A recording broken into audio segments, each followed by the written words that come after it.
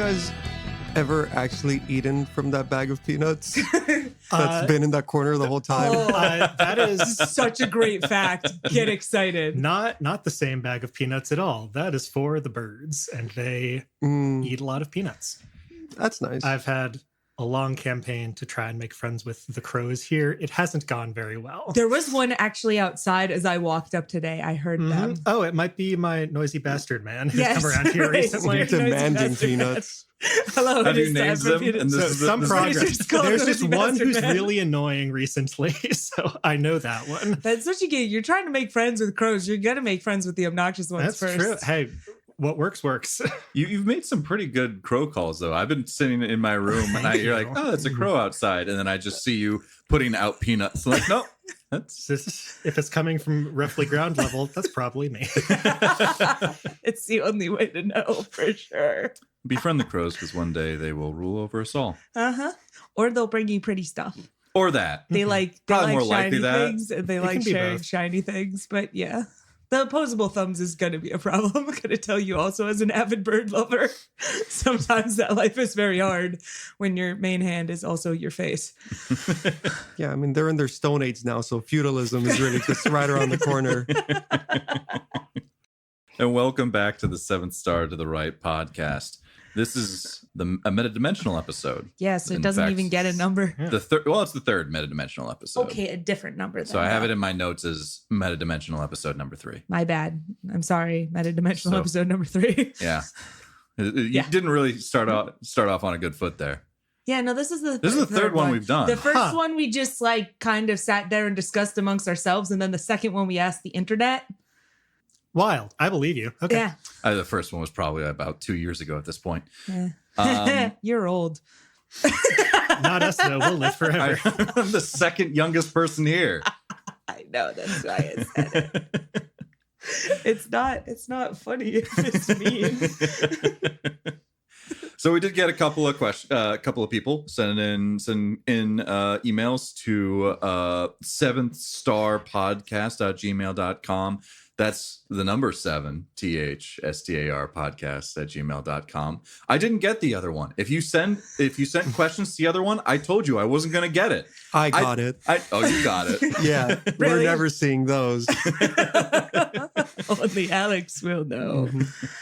Oh god. So because we got 2, we're going to go through those. But I think Kirsten and myself, we also put together a couple of questions as well. So we'll go through all those questions. We'll talk about, stuff things. and things like how we work on this podcast, but also what we think is kind of happening in the story and how the people are generally doing with him. I'm sure Nona has a lot to say about. Excuse the you, recent Nona things is that have happened. currently dead right now, so she has nothing to say. Yeah. about Also, anything. just quick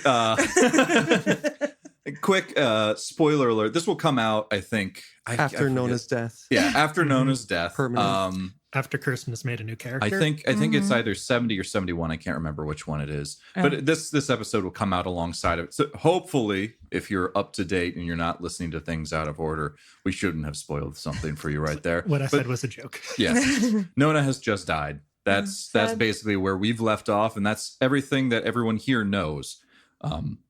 Let's not even get to Argos. No, yeah. Man. I didn't expect that villain turn at the end. Well, he was always He always A had bad those boy at shifty You heart. gotta eyes, give the yeah. dog shifty eyes so that people know he did it. Yeah. So we got a couple of questions in, and I love the fact that both of them have given me little monikers to write for them. I assume that they both have 37 there in their name, so I think they're related to one another or married, probably. Fair enough. I'd like to imagine. Let's not go dragging our few fans' I'm personal sorry. lives into I'm sorry. this, Jeff. I'm not gonna. Maybe they just both like the same number. Maybe they Can't do be like the that same way. number. Given that you both have 37 in your name, you're probably married for like 5 years, got 3 kids. I'm just going to assume. Stop! Your angel number is 37. So Tentative Tony Lover has sent in questions again, but not as Tentative Tony Lover.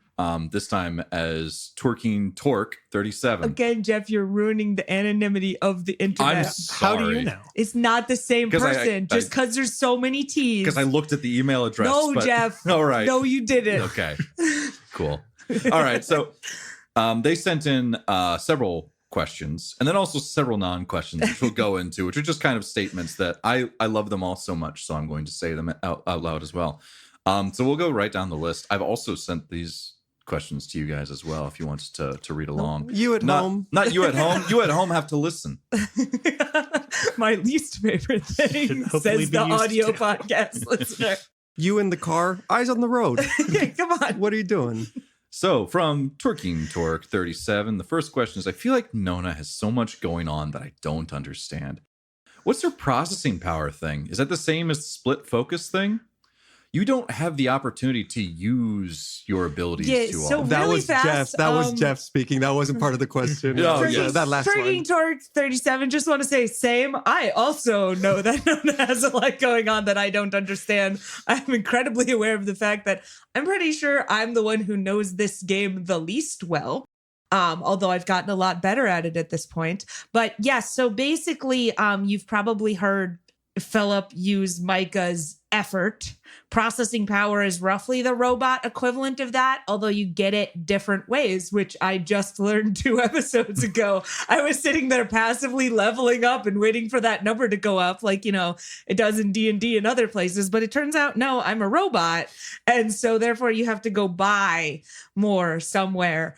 So we'll be figuring that out later. But basically I have access to a certain number of points that I can allocate towards using AI powers. Unfortunately, I have a grand total of 2 processing power points, and one of those must stay committed at all times in order for my shell to function properly. Otherwise, I take a penalty to both strength and dexterity, I believe, and maybe even constitution, not sure. But anyway, it gets real bad in there. So basically, I have a grand total of 1 point per day to do things like super hack stuff, or I think split focus might just be for the scene, so I get it back, which is why I use that one a lot. Mhm. But also, I'm definitely one of those people who, like, you get a resource that you don't have many of in a video game, and so you just hoard it all the way through the end, and you're at the final boss, and you're like, but what if there's something else later? So that's roughly how I've been acting with my processing power, which is why it doesn't happen all that much. Great news, though. Next time we level up, I will be getting a power that I intend to use my processing power on a lot more, which is learn stuff. I think the phrasing of the power, I forget the name of it, but it's just you ask a question and the GM has to answer it truthfully. You don't get to know how you would have learned this information, but you just kind of Rain Man? I think they said Sherlock Holmes-esque. Oh, yeah. Or something like that. But like, I will be getting major deduction powers and be able to figure out so many things. And so we will be spending our 1 processing power on that, most likely repeatedly and a lot of the time. And don't worry, listeners, we're going to crack this whole very confusing robot mystery wide open.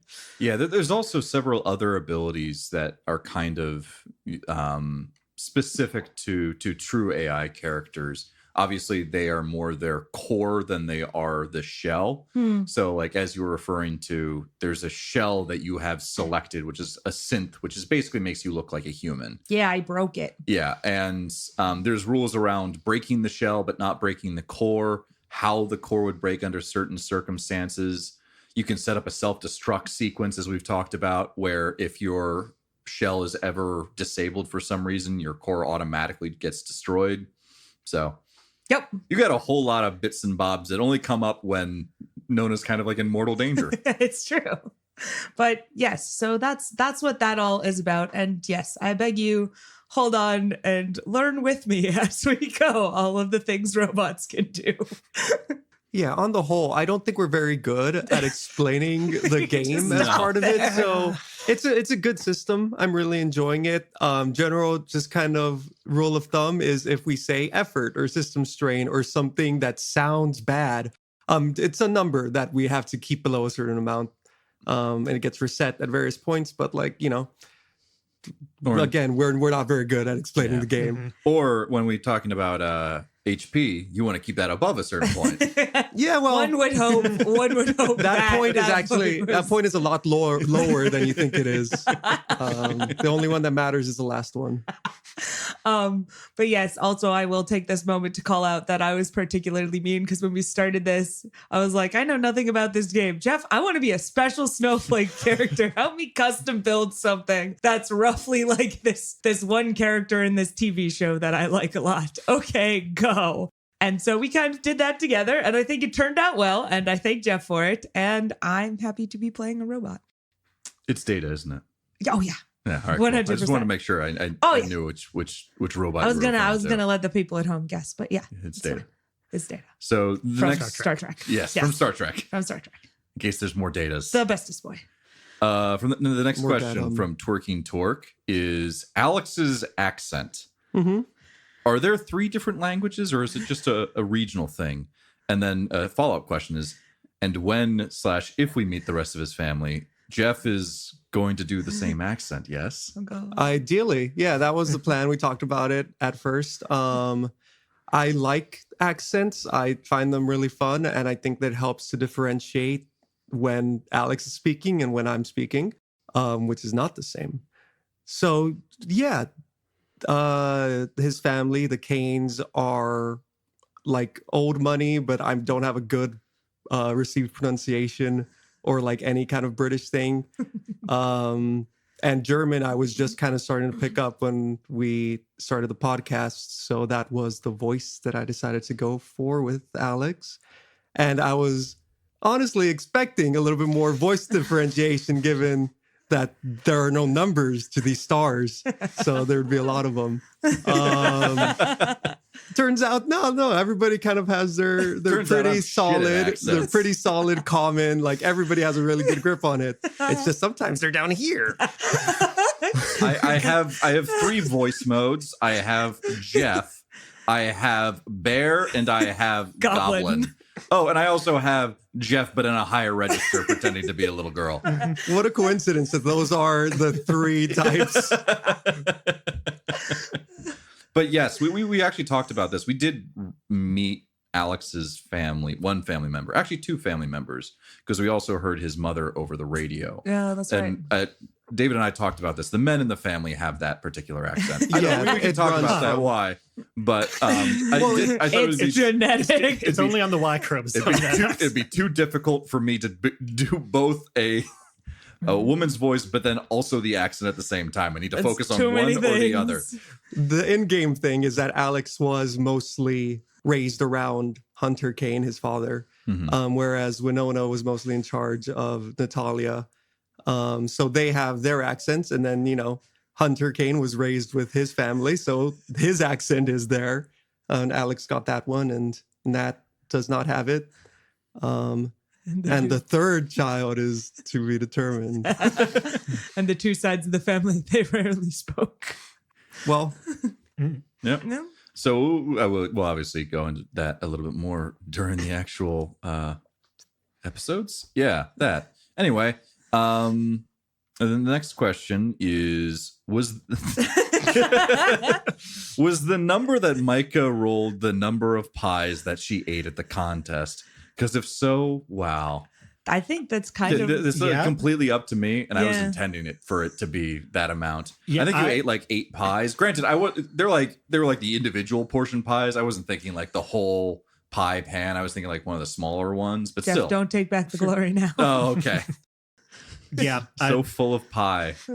I'd like to thank my parents. I'd like to think this pie.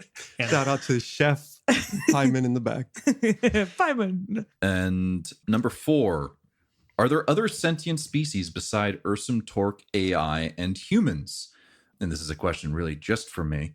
So when I originally put this all together a couple years back, I wanted to do something in space. And then I was like, I want there to be some kind of creatures other than humans.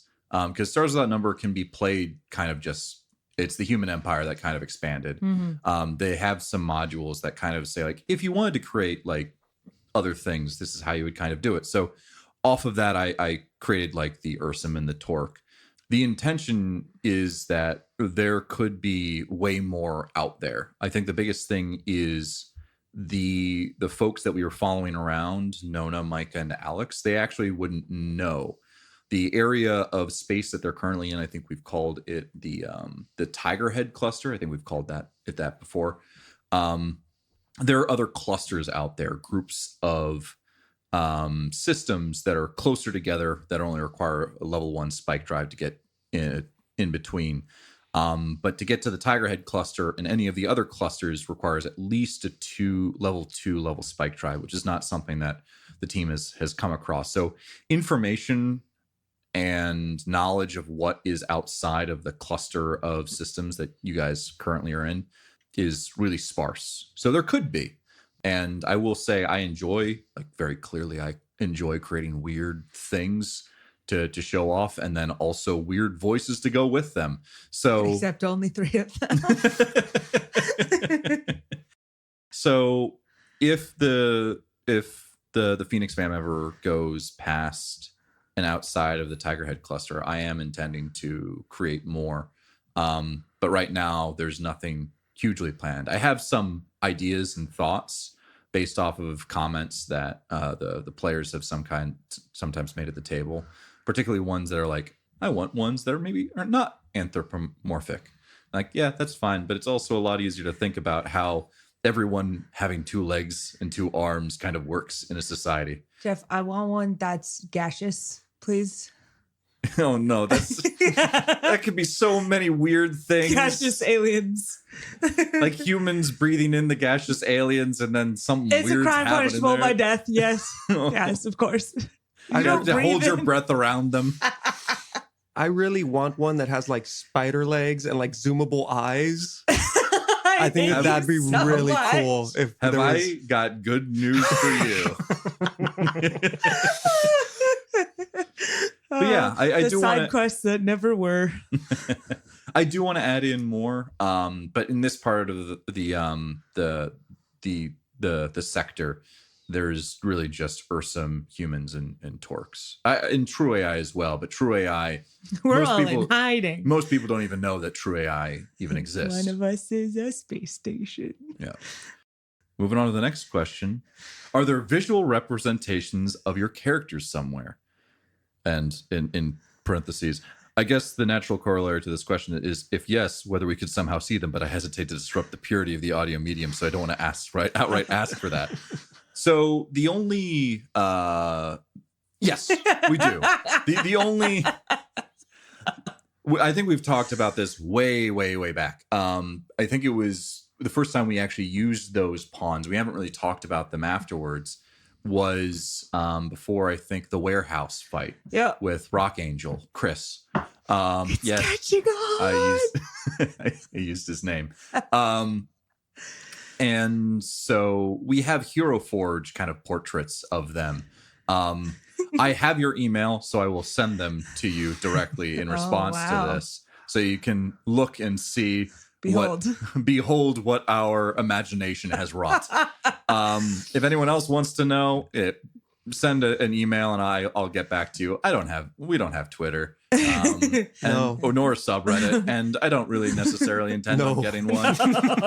Thinking about it, mostly just to occasionally, interact with people a little bit more. But I also have a full-time day job and other things that I'd like to do with my life. So, and my email, we have an email. Email's great. You can hit the email if you want to reach out to us. One thing I will just call out, the reason why I'm laughing is actually twofold.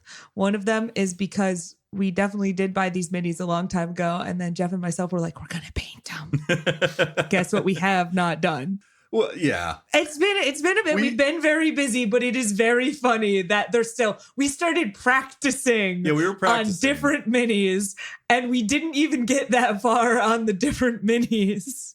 It's bad. We don't have to worry too much about that. And also, if I'm remembering correctly, Jeff, didn't you make an Alex or make the base for the Alex and he's just weirdly hot? Oh, yes.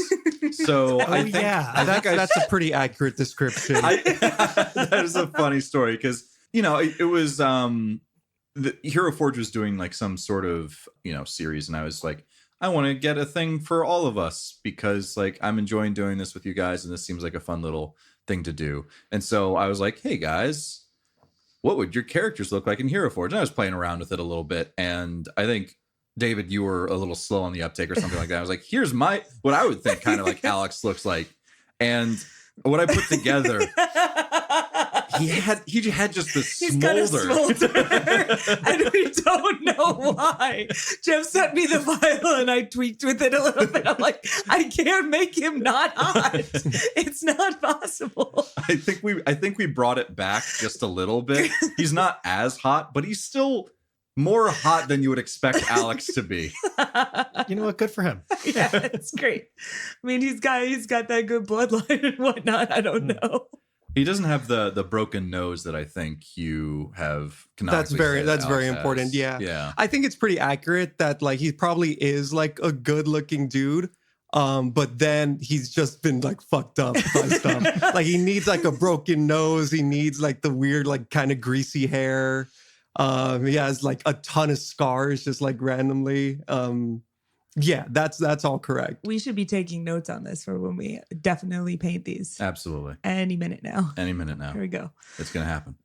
And the last question from Twerking Torque. Would you ever do a musical episode? No. Internal screaming. How? When will you give the people what they want? I actually have brought this up before. So some of us, most of us at this table? I think we all do some kind of music related things, right? Yeah. Yeah. Yeah, we've all done music related things one way or the other, a cappella groups or musical theater. We've referenced musical Both, theater baby. enough. Both. Woo. It's something that's like, what if? No. But It would be also such the a amount of bad plan. the amount of prep that it would have to go Hey, into Jeff, you it. remember that musical we tried to write that one time? Remember the one thing we You were mean really the bad one that we're at? still trying to write? Remember the one thing we're really bad at? Oh, you mean writing songs? Yeah. Yeah, that is what I mean. We So, can't do it. We don't have the power. Crowdsource it, Jeff. Make the fans do it. The fans will write a musical. We'll sing it. How about that? I will say, like, there was a podcast that I listened to only the first episode of because I don't know, I didn't particularly care for it too much. It was called like Mystical Thunder Loot or something along those lines. But it was basically this. It was a D&D game, and they played it, and then they put in songs kind of like afterwards, and it felt weirdly scripted almost, which doesn't feel right for D&D. Like some parts of it felt very natural, and then other parts of it felt very prepared. So I couldn't tell like what was story and what was improv. I don't know. Gotcha. But if that's something that interests you, like Mystical Thunder Loot, I think is what is. Something. That's close enough to type into a Google and get you somewhere. Yeah. But it would be a lot of work to do a musical episode, so I'm not entirely sure if that's something that we would do, unfortunately. We'll see. We'll see. We'll see. Anyway. Send all of your suggestions for songs to 7-star to the So some of the non-questions that they have, which I also absolutely love. Red's party was so cute. Y'all are so cute. damn straight. Thank you. I'm adorable. Also, yes, thank you. Have to shout Alex's bah humbug. Probably my favorite joke. Maybe my favorite moment in the whole series, not gonna lie. That was a good one. That was you think you just killed like Elena Resnikov or something? It was there's nothing that brings out the like absurdity of role-playing games until you have just an open room with one guard in it and the party like can't do anything about it. That's when they'll try to talk to the guard, and the guard is always like, no, like there's a reason I'm here. I like can't let you. And we're like, but you're just a dude. Like you're just a person. There's like at least 3 of us. And the guard's like, nuh-uh, this is a prepared fight. And then it's like, it happens every single time. And I think that it's just, it really just culminates. It was a thing of beauty. Mm-hmm. And lastly, and finally, something that won't work for an audio medium, but something I wanted to share. I've attached the image that goes through my head every time Claire appears in a scene. And so obviously I can't provide this image to you all, but it is that Office meme where Angela is standing behind Dwight. The reading says something along the lines of Phoenix Fam when they're doing anything, and on Dwight, and then Claire on Angela, and he turns around and says, "Fuck."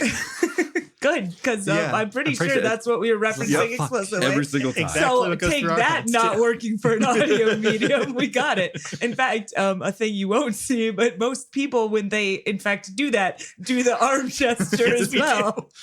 Yeah, I look over in Jeff's direction at the empty seat next to me, and I go, "Ah." Like it's real. It's a real reaction too. Though. A couple of times it's happened. It's like a meme, but at the same time, it's like, oh shit, She is here. she is here. There is a child. We're doing a great job as space parents, you guys. All right, and the other person that sent in questions. This is more for like the production side of things, but from EDI 37, my naming conventions do require three numbers. Unfortunately, EDI 246 ADM 141. 141. Yeah, I don't think anyway. we've actually met any others, but I can't remember. I It's think I gonna be might. 037. I might have the Mobots have numbers as well, Oh, fair but enough. you guys haven't looked too I think they're closely at just the They one, Mobots. just 2, and said 3, aren't Mobot they? 1, 2. Yeah, and- 001. Yeah, 001. oh, got it. How convenient. The other silent, Oh. okay. Oh. I'm sorry, EDI 37. You're cool. You're cool. 37. Who does the sound editing / production for the podcast after you record? The mixing, mics, and any stitching you do all sound so great. P.S. I love the way Jeff has Arcus say hello.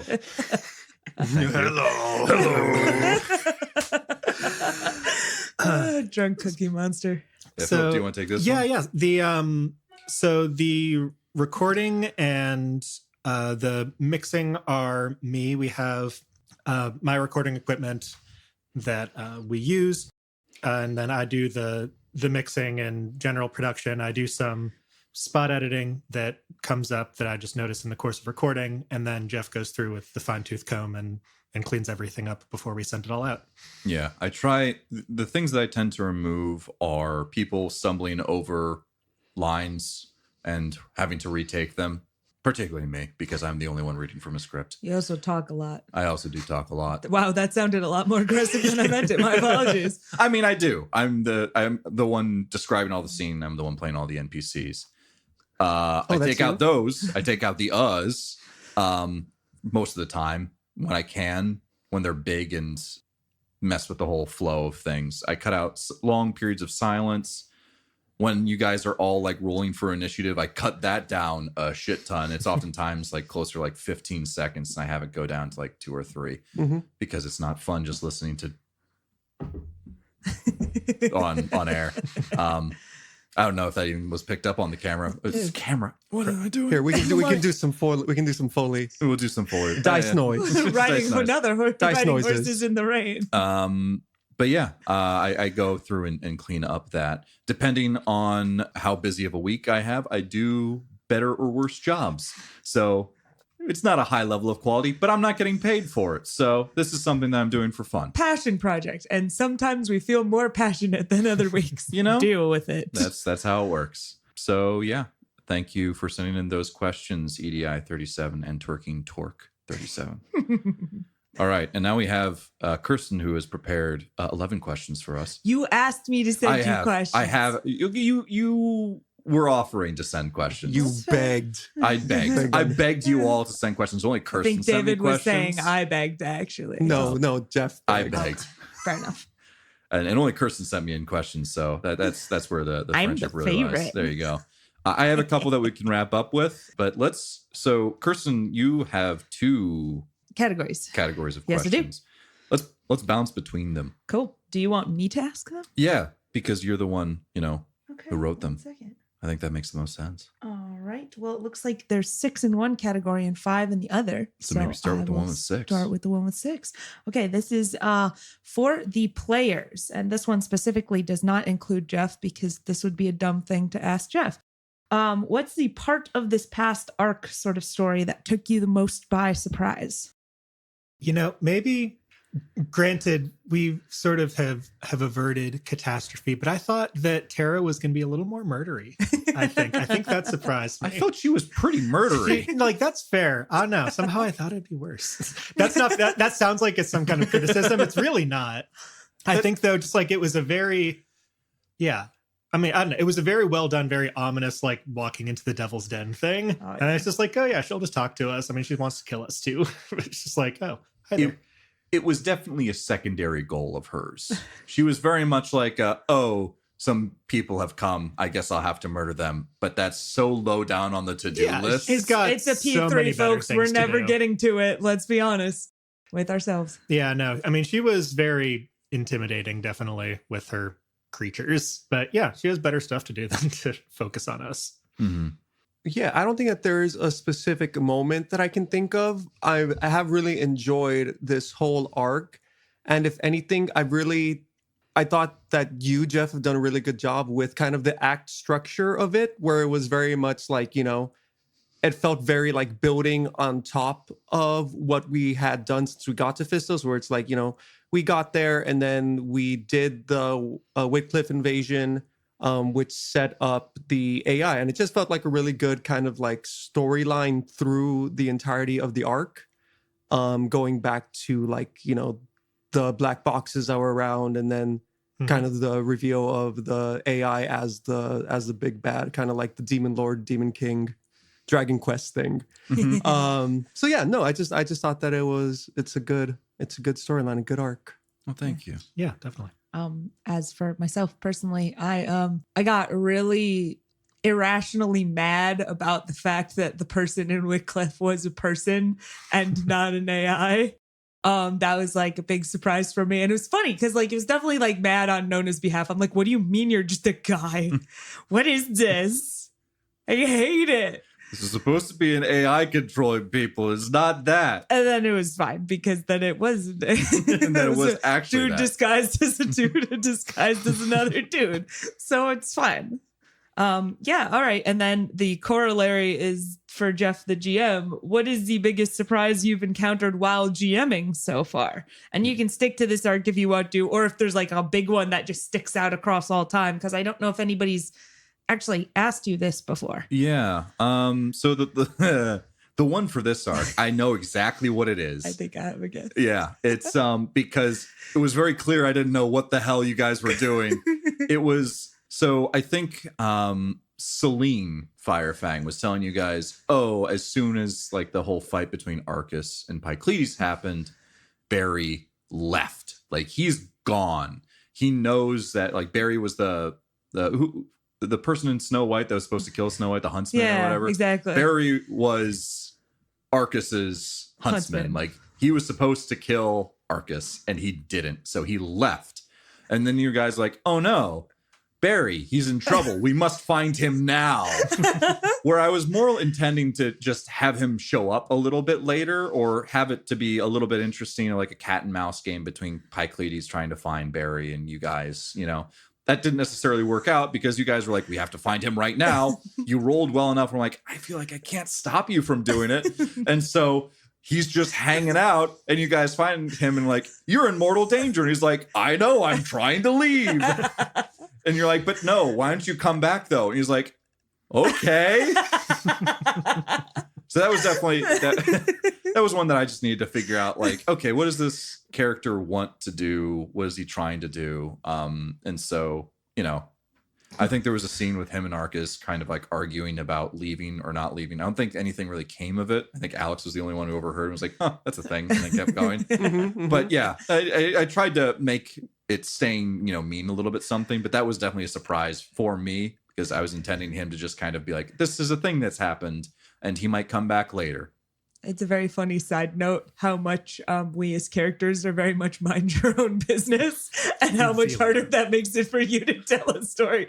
Those two are arguing over there. Better give them their space. Anyway, let's go stand in the empty cargo bay and contemplate our lives. As for like, I wouldn't necessarily, it was a bit of a surprise for me personally. And it's all right, I'm adding a lot of modifiers here.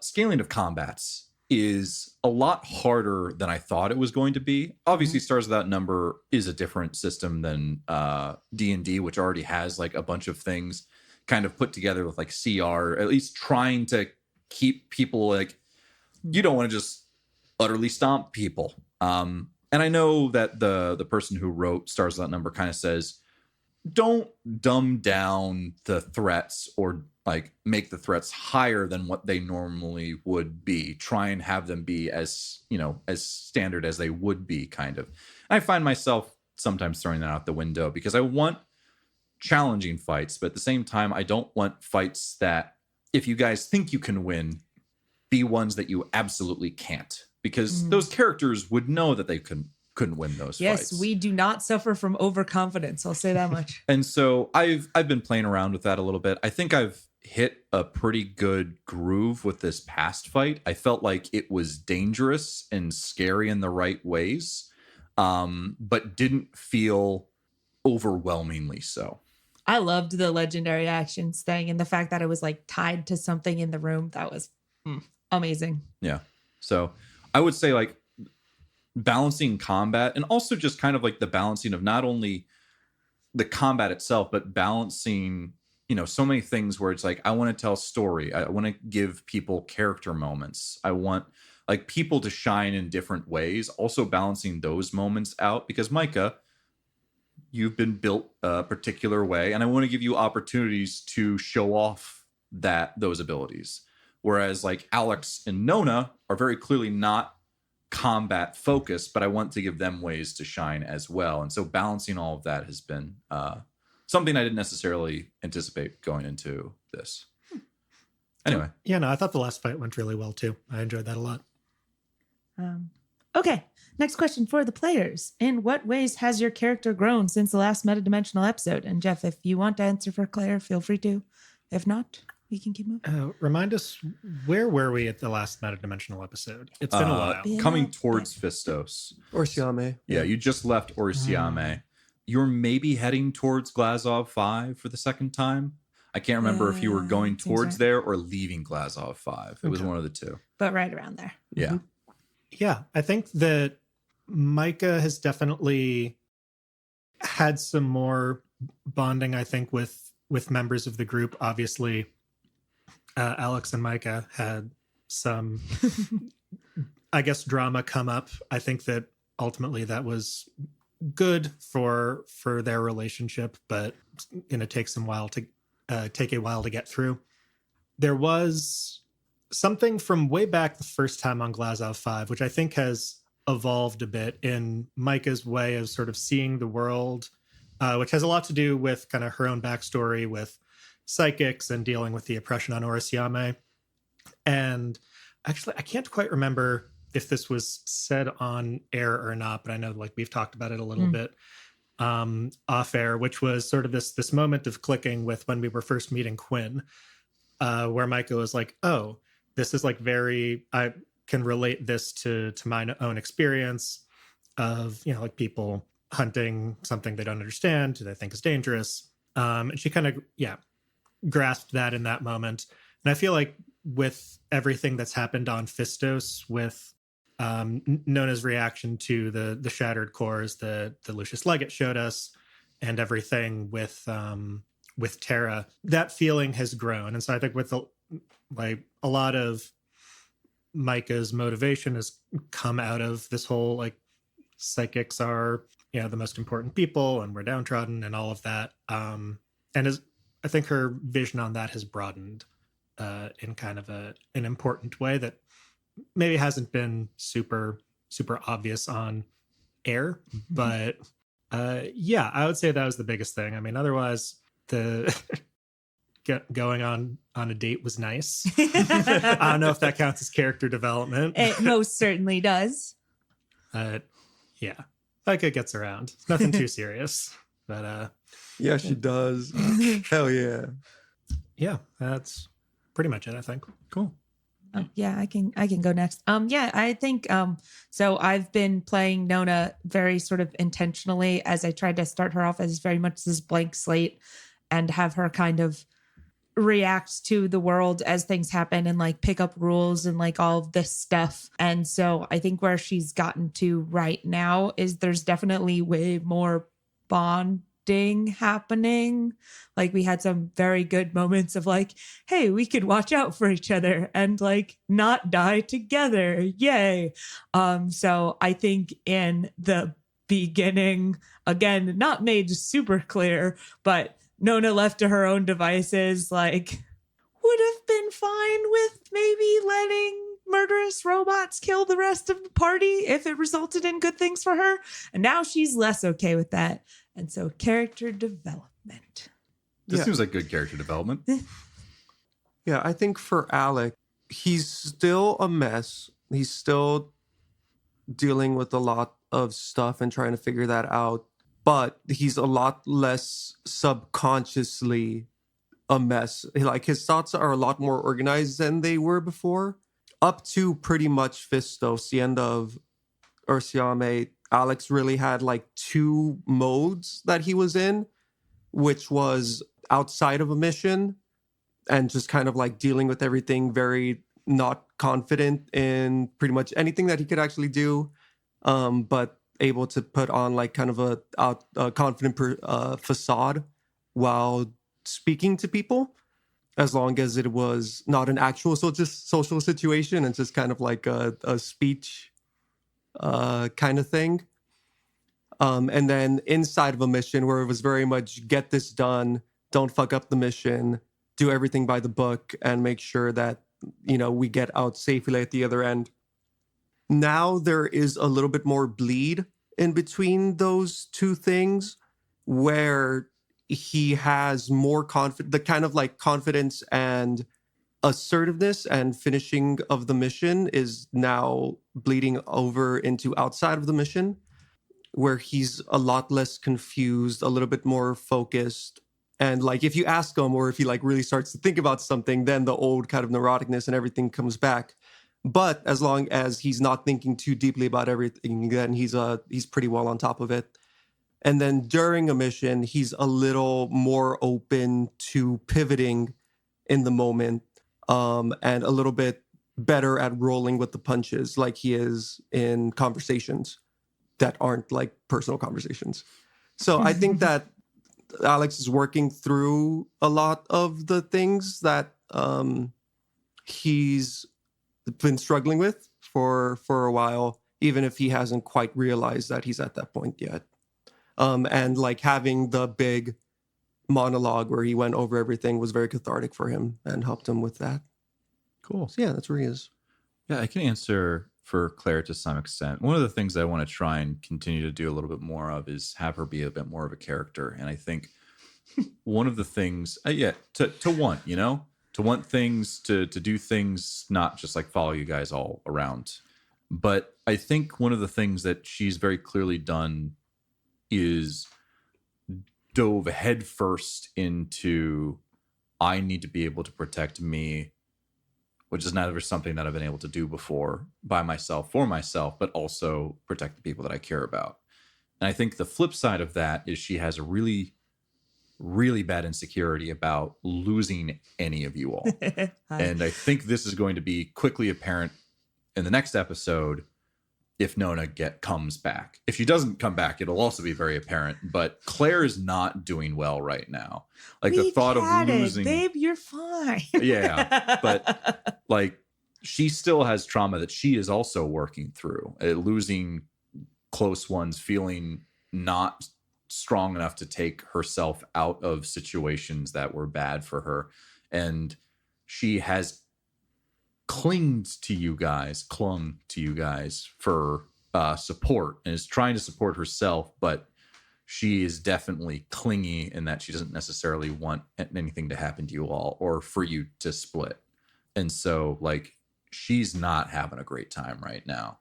We'll see exactly how that all turns out, but yeah. Oh, are you not having a good time right now? Because I am a potato. Find out in episode 73, Nona is not coming back. Oh, sad. Okay, cool. Next Jeff question. Which NPC is the hardest for you to play? I don't know. It really depends on, I think I'm still struggling with villains to some extent. I want them to be sometimes just twirling their little like mustaches It's up so on good. the high throne, and they always seem to devolve into, what are you gonna do about it? Come at me, bro. Just like these weird, goofy little caricatures. Like Pycleides kind of turned a little bit into that. Deacon to some extent, although Deacon I feel like pretty good about. I was having a tough time with Tara, and I still think I do. I think every single time I did her in those different episodes, she was a different character. They all had the same general, like, this is what I want. But like the first one was very like matter of fact, definitely crazy. And then the other ones have been slowly devolving into just GLaDOS, which I don't hate, but I wasn't intending for her to be GLaDOS. I was intending for her to like be thinking too much and sometimes get lost in her own thoughts rather than like this quippy little murder bot. But you know, I'm enjoying where she is right now, which is in a jar effectively. Technically, she's still in a dead bear. Yeah, you know, eventually she will be removed from said dead bear. But yeah, that's probably like I want villains. I think I hold on to villains being like something very specific in my mind, and I'm always upset when they don't exactly look like the things I want them to. So I should just, you know, let them be who they want to be. Sometimes they'll just be a crazy torque that wants to look like a human.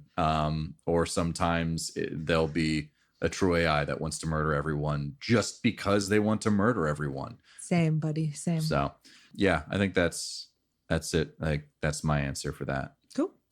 Okay. Hopefully it's slightly easier one. Maybe not. How would you describe your fighting style? I can take that. Yeah. Slip field first. Always slip field first. They fall down. Yeah.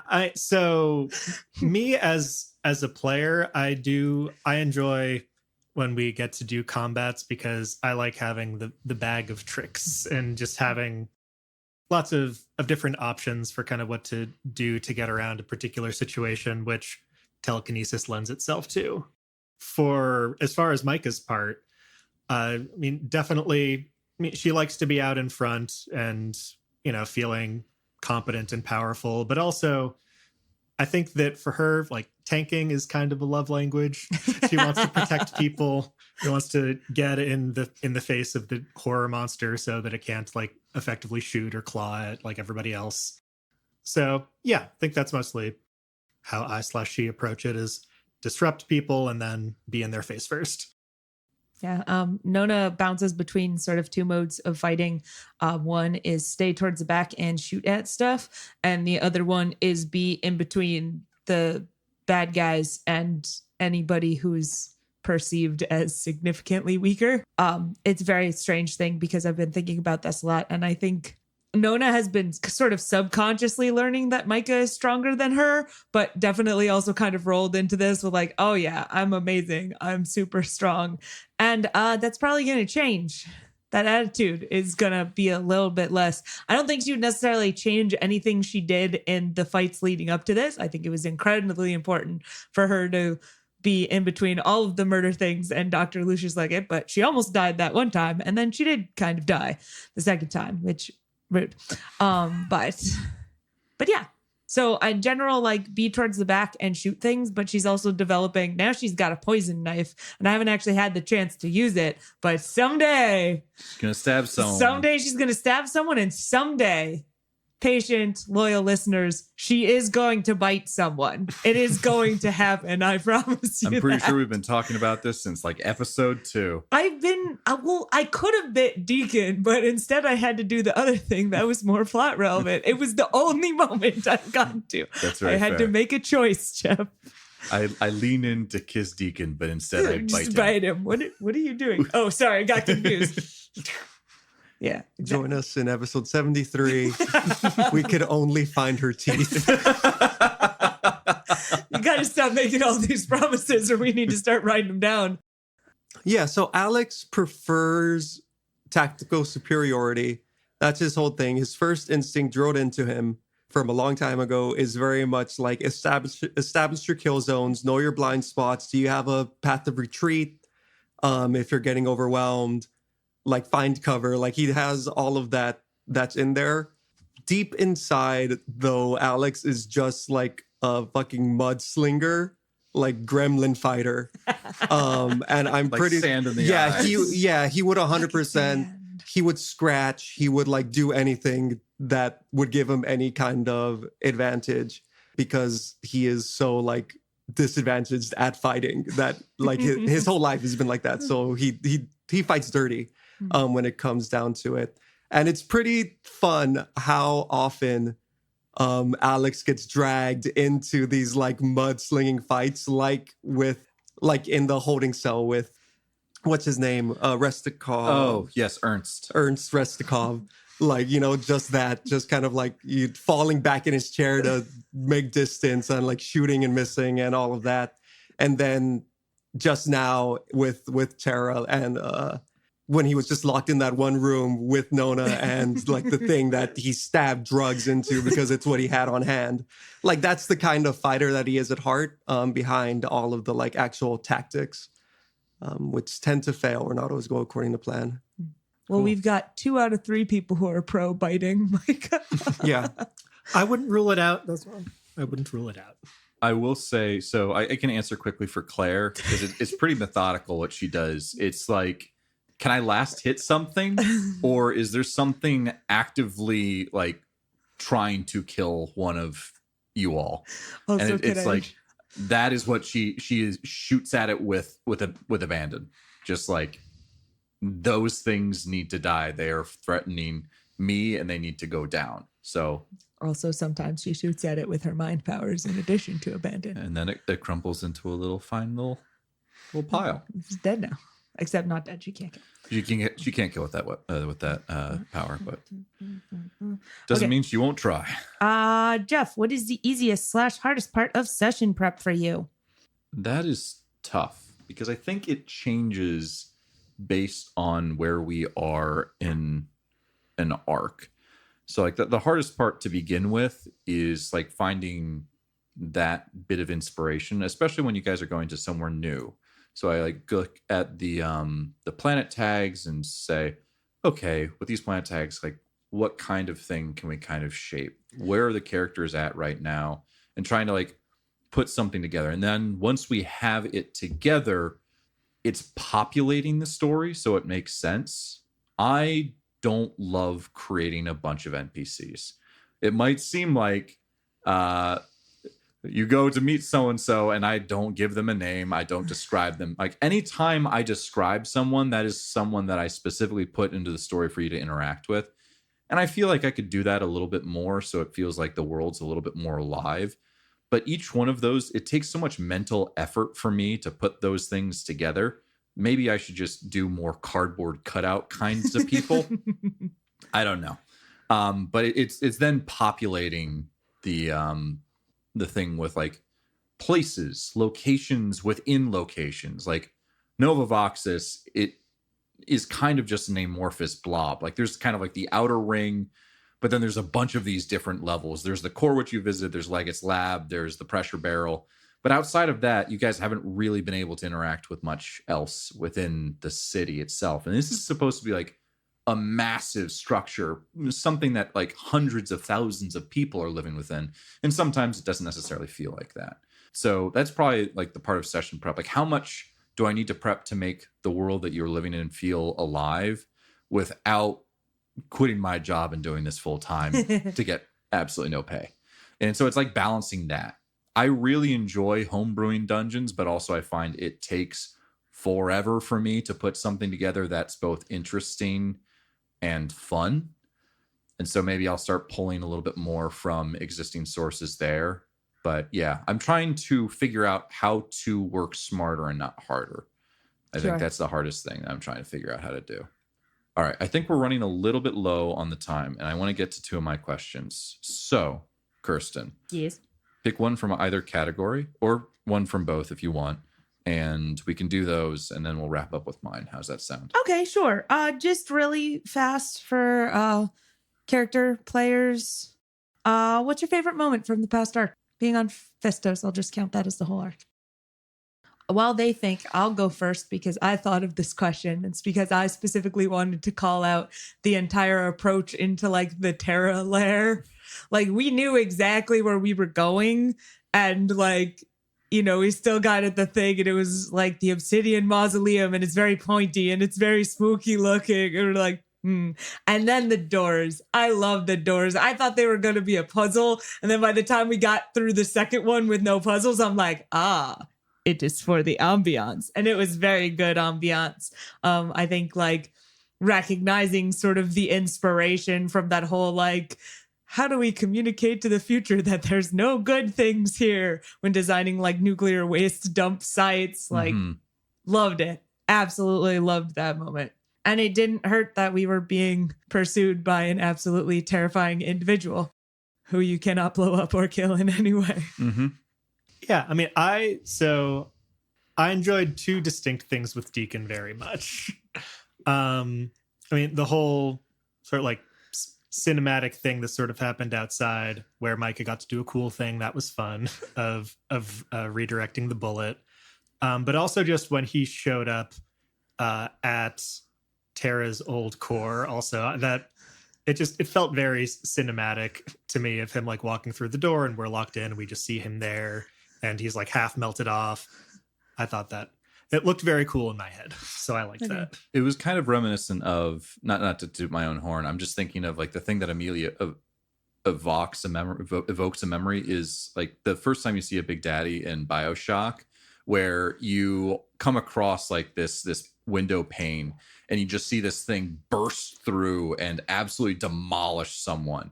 It kind of was that same thing where you have to deal with your own thing over here, but you're just seeing this very scary person just come in and absolutely wipe the floor with things that you're dealing with like completely trivially. I thought it was pretty cool. I also really liked the ability to, you know, half on one side, half on the other, Terminator and human. I thought that was very cool as well. So thank you for giving me that opportunity, Alex. What? No, that was that Philip? No, Alex is one that set up the demo charge on the. No, sorry, I meant Philip was the one who suggested. Oh yeah, Philip suggested the look on either side, but I did nothing. That's right. Okay, cool.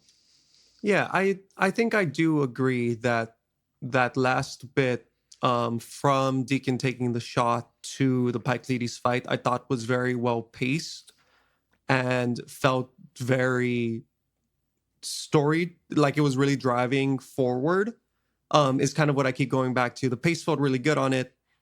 It was a lot of fun to play through, and it hit some like important things back to back. There was a lot of action there.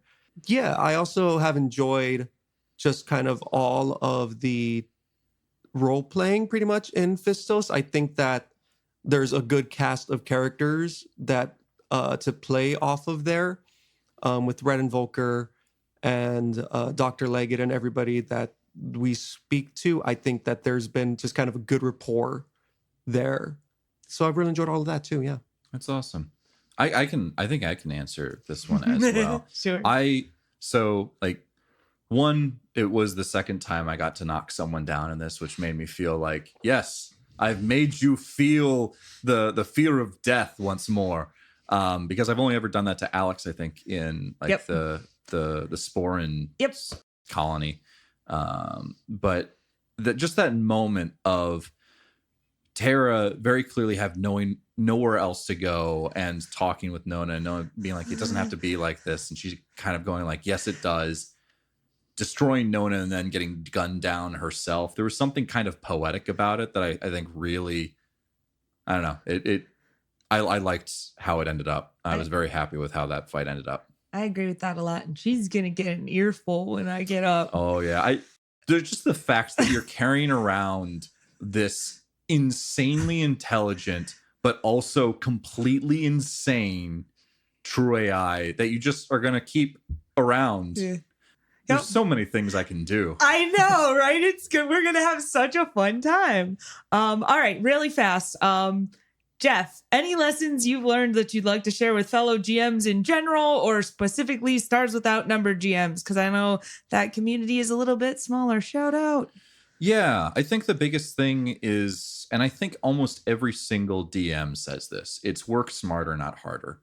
I think Stars Without Number has a lot of really good systems in place to generate content. And one of the things that I've done definitely a bit more is ignored some of that stuff because we haven't really been doing it. Stars Without Number is meant to be more of a sandbox where like week to week, it's like, what's the heist this week or something along those lines. Whereas I very clearly have more of a overarching plot that I'm working towards. I am working towards Someday it. we'll find it. I swear. But any day now. so maybe I'm using the system a little bit wrong in that respect, but like I've started using things like other sources, like for example, Pycleides Augmented, Terra Pycleides, was just kind of like a reskinned Beholder.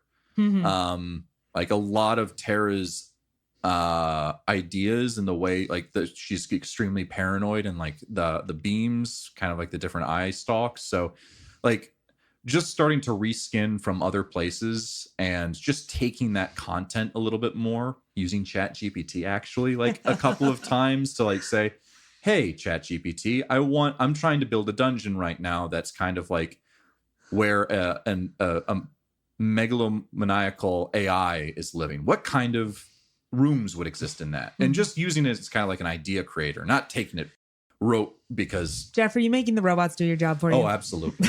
Any way that I can do less work but still produce the same output, I'm going to try and go towards, because I enjoy doing this, but I don't have all the time in the world. So like that's I guess the biggest lesson that I've learned is steal from everywhere. Yeah. Steal anything and everything. Put a different coat of paint on it. Exactly. And there are definitely times where you can build like stories that you feel are unique and different. Like I'm very proud of what I did with Fistos, where this false flag operation, all led by like a true AI. It felt new. Maybe it's not new. Maybe someone will show something and maybe I have read that at one point in time. Like, shit, that's where I got that from.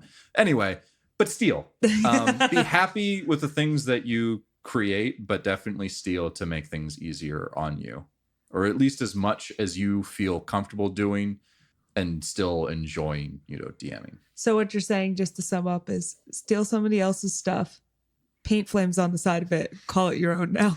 Yeah, basically. That's almost exactly. I think these are words we can all live by. Yeah. And so I have, it is two separate questions, but I think they kind of tie in together. They're also very self-serving questions because I want to know these things as well. So to you guys here, one of this is part of like from a character perspective, and one of it is more from like a player perspective. So if there's one thing that you could get more of in the next arc, what would it be? And then to a follow-up, where do you think the party goes next after Fistos? Because I assume there's still going to be some things that are going to need to be wrapped up here. We need to maybe close the loop on Dr. Lucius Leggett, maybe meet Arcus again, or maybe he's happy with the Firefangs. I don't know what you guys are planning on doing, but once you guys leave Fistos, where are you guys heading to next? And what would you like to see from it? Alex wants more demo charges. He's really enjoyed those. They're really they've done really some nice. good work. They've put in some good work. Give them good options. Yeah, honestly, kind of in that vein, I feel like we've talked about this outside of the stream, but having like more item or more kind of options during combat specifically would be awesome.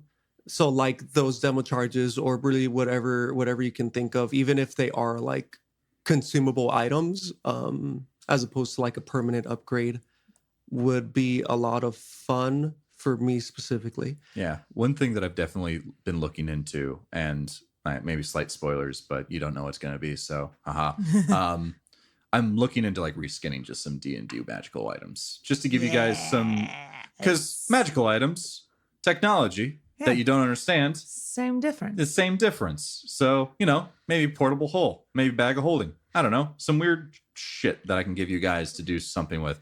I did give you guys like a nanite surveyor, which you never use. We do sometimes. You It's been used used it 3 or 4 specifically times. For in dungeon, Wycliffe. dungeon Yeah, stuff. in dungeons. Yeah, and there's been another dungeon after. Well, I won't That's- go into it. Okay, that's Too fair. far. It was Reminder. kind of in a straight line, but good Yeah, point. yeah, good yeah. point. If we want to get in discussions about people not using their magical items, friends. But anyway, You're referencing our other campaign right I now. am, yes. Anyway, Yeah, I really like, I think this is a thing I discovered during this arc, and Jeff and I have already talked about this, so hopefully there'll be more of it. But I really like the things where stuff gets set up and then it happens later. Like, I love the moment where Alex puts the demo charge on the door, and then we're just listening for the explosion and listening for the explosion, and then the explosion happens, and then like the guy shows up later. I like those moments of like something gets set up and then there's payoff for it. I love the fact that I was carrying around this core shattering device pretty much since we found it, and I've just had this thing on my belt, and then like I get to use it in the one chance that, because Jeff, we had a conversation where Jeff was like, why are you still like carrying that around? I was like, because I think I can use it on something. And he's like, well, yeah, but you'd have to like get up really close to them. And like, even then it would kind of only work on a true AI and like all this stuff. I'm like, okay. And then I did that. And You I did. felt really smart and great and pretty. yeah, I think the other thing I said was you're gonna have to catch it by Completely by surprise. 'cause surprise. Someone's not going to let you just walk up with this gnarly looking gun, press it to their chest, and then say, pull the trigger, right? Yep. But yeah, that worked, and it basically made that fight trivial. That's what I live for right there, which incredibly important that fight was trivial because we did not have time to heal between it. And I died in the last one. Yeah. So all for the best. All I'm saying. Yeah, on my part, as far as where we're going, if you mean like literally, Literally, where are Yeah. you going? I mean, also like short-term and long-term goals. That's something that you guys can Oh, speak that's to as fair. well. yeah. Short term, I'm thinking maybe we go to Demos. It's like right there. There's this torque of some renown, and so that sort of ties into Micah's short term goals, which is mostly doing Nona's thing for now, because her medium term goal is go back to save the McRaven We when the time must comes. save the McRaven. He's still there. How He much is. time do we have? We've never met this man before, but we must save him. You gotta Micah bring him back. has. We haven't seen him on air. That's fair. Yeah, I think that I would like to see, like, story wise, like we've gotten these pieces. We've got the Chris Rock Angel appearing amongst us briefly. Like some of these little disparate pieces may be coming together in a way that I can start to wrap my head around. Maybe another prophecy would help. Mm-hmm. That was a joke, but maybe not a joke. Mm-hmm. In terms of, I don't know, other like kind of gameplay type stuff, something that I hear is famously hard for DMs, but which I like a lot, is puzzles. Yeah. Good But luck. those are famously hard. We could figure out. I'm thinking we're gonna spend like 30 minutes to an hour on a podcast. We're like, okay, so I turn the stone. What does the stone look like now? It looks like an eagle. I turn it again. Now it looks like a whale. Does that match the same whale as the one that fell down? Yes. I Jeff, pull am the trigger. Am I getting added here right now? No. I was just referencing Skyrim. I don't know what you're talking about. Oh, fair enough. My bad. I made a Skyrim dungeon. Anyway. But yeah, there's definitely some places for puzzles. I want to be careful because puzzles can be so finicky. They can be so hard where no one can figure them out. Especially when I know the answer, I'm like, I don't understand how you guys are not getting this, and I will just have Claire solve it. And that doesn't feel like, yeah. But yeah. I can see what I can work with there. A little more puzzle, a little more trying to figure out what's going on. There are puzzles that I feel like this is a puzzle where I think for like Wycliffe, I was intending for you to have to press the buttons at the same time. I was waiting for you guys to figure that out, but you immediately did it. You're like, I think we have to press all these at the same time. Like, well, I guess that puzzle's already been solved.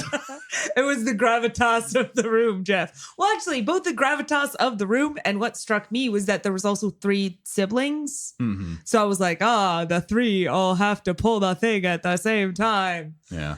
So Oh, that makes sense. Yeah, right? It's almost like that's what I was Was going for. Yeah. no. Anyway, We pay attention. Our characters are just very dumb.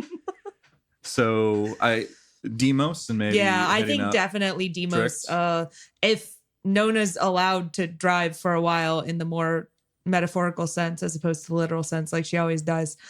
But if she's allowed to do that, it definitely becomes we need to figure out how to save Terra. You know, finding our last piece is all well and good, and we can get back to that. But like, there's this issue right here, and if she gets out, she's gonna murder a lot of people, and that's going to be entirely my fault. So we're on a little bit of a clock, I think, before she figures out either how to escape or how to murder us all. Mm-hmm.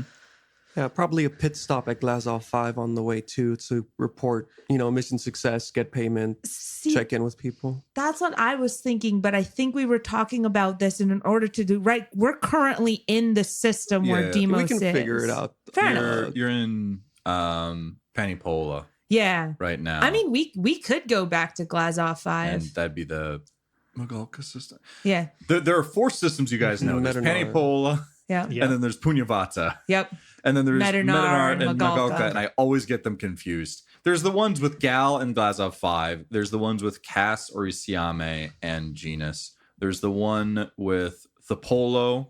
That's when the Xenonarch clan or whatever, the things that Micah was looking into, that were providing things to the Orisimian Cool. chancellorship. Yeah, I remember some of my lore. And then there's Demos and Fistos. Like those Yeah. are the separate systems right now. There's another one I think that we haven't talked too much about. Jeff- But anyway, Next time you create an entire universe, you just got to do the thing you did on Fistos. Would be like the up one starts with the N, you know what? and the I've down never one starts confused with an N. Novavox ever hated It's- Stone of Bhutan and Wycliffe. Neither have I. And Yeah. as soon as the moment I realized that on air, that's what you were doing. That like I never did again either. Yeah, it's pretty crazy how all of your hexes are just like arranged like a keyboard. So each one is just like, oh, that's the QWERTY. That's over in the QWERTY section. And down there's the semicolon and That would be great. the space bar where everyone goes to hang out after a hard day. It doesn't have a planet. It is just an asteroid belt with a single bar. That is It's called like the Space bar. Vegas. It's like Space Vegas. Exactly. What happens in the space bar stays in the space bar. I love that. I love that so much. There's plenty of room. Yeah. So anyway, probably either Demos or Glazov 5. I would be fine with going to Glazov 5 again. I've got a lot of home-based things I want to do. But first, before any of that, we need to make me not dead. Yeah. You're not dead right now. You're just not. I'm sleeping. You're sleeping. I'm sleeping. You're not In in the the blue. real world. I'm sleeping in the blue. Yeah. All right. Well, that I think marks the end of our 3rd meta-dimensional episode. Amazing. We'll probably do another one sometime like a year from now when we finish the next I arc. know. We'll find out. But I think for now, that's where we're going to end today's episode. Cool. Burr, burr, burr, burr. Oh no. Wow, yeah. Amazing. Here's the outro music, guys. Isn't it awesome?